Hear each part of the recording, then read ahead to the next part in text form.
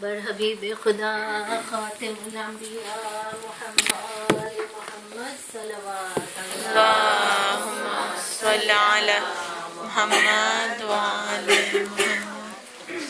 नारे हैदरी या अली, नारे हैदरी या अली, नारे सलवात अल्लाहुम्मा सल्लि अला मुहम्मद व आले मुहम्मद व अजिल।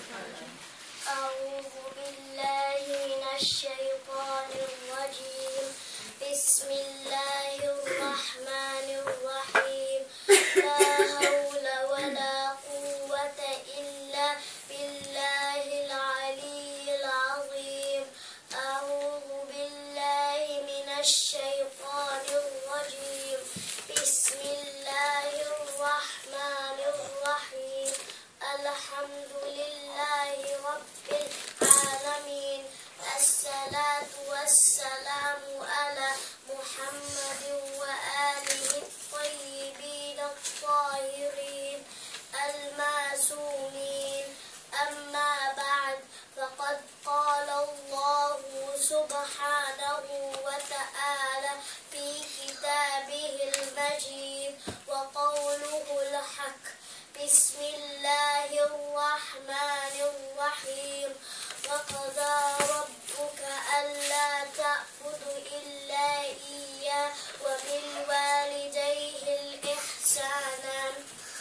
And your Lord has ordered you not to worship except Him, and to your parents good treatment. وَوَصَّيْنَا الْإِنسَانَ بِوَالِدَيْهِ إِحْسَانًا. And we have ordered upon men to his parents good treatment.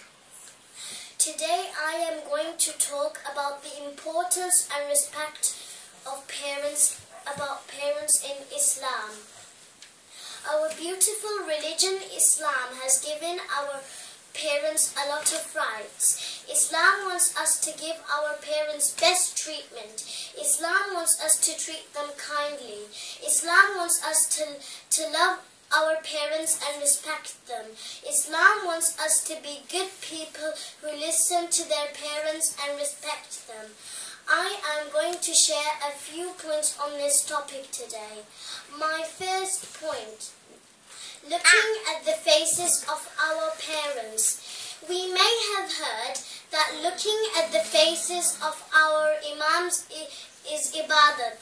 We also know that looking at the faces of scholars is also ibadat.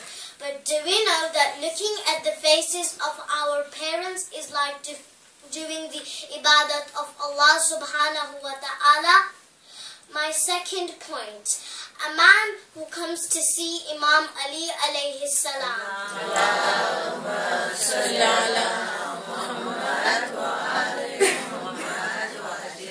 A man comes to see Imam Ali alayhi salam and complains about loss of business. He told the Imam, "Oh Imam, for whatever I do, I am unable to earn any money. There is no barakat in my risk." Do you know what Imam Ali alayhi salam said to this man? Imam Ali alayhi salam didn't ask this man about anything. He didn't ask this man about his namaz or roza or hajj or anything else. He asked the man only one thing: if he prayed for his parents. The man said no.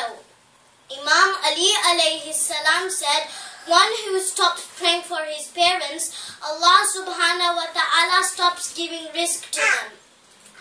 I hope you have understood the story. The story teaches us that Allah subhanahu wa ta'ala stops giving rizq to people who do not pray for their parents. Allah subhanahu wa ta'ala does not like people who do not pray for their parents.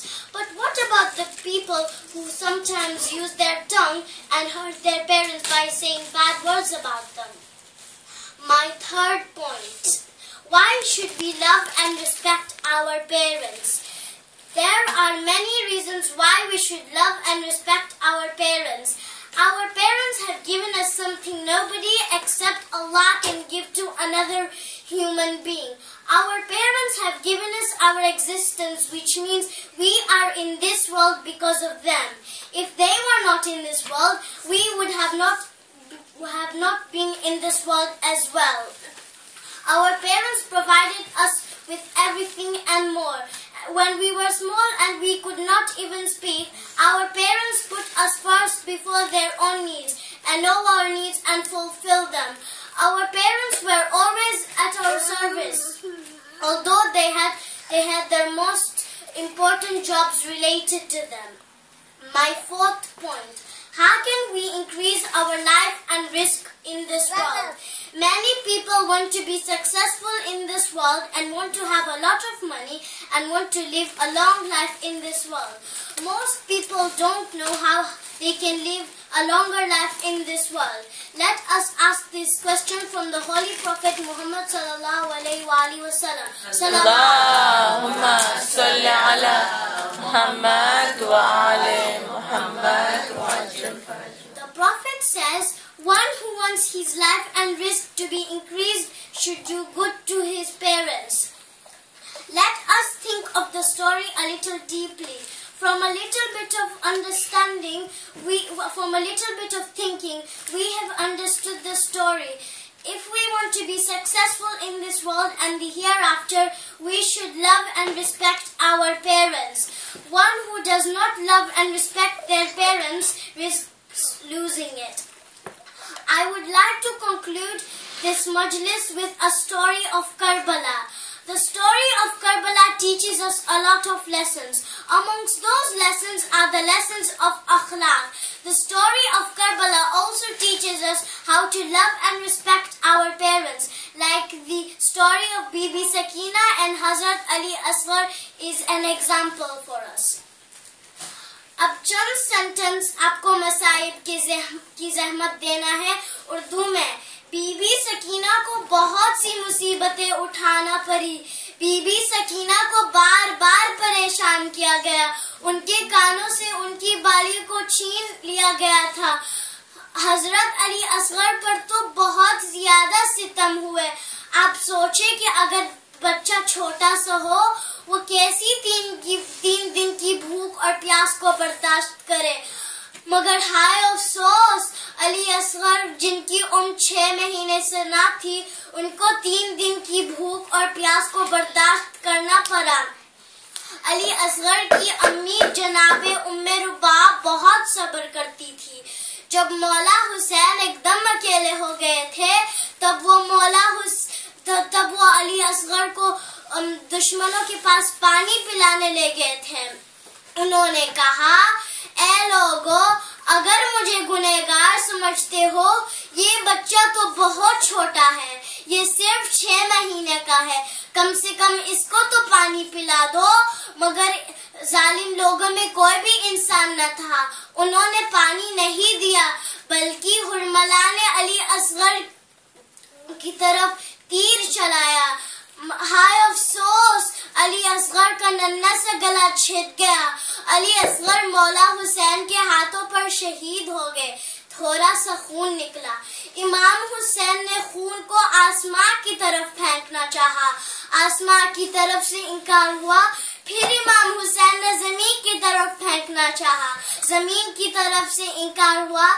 امام حسین نے گویا یہ کہا، انکار آسمان کو ہے، راضی زمین نہیں.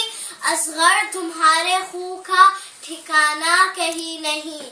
الا لعنت اللہ علی القوم الظالمین.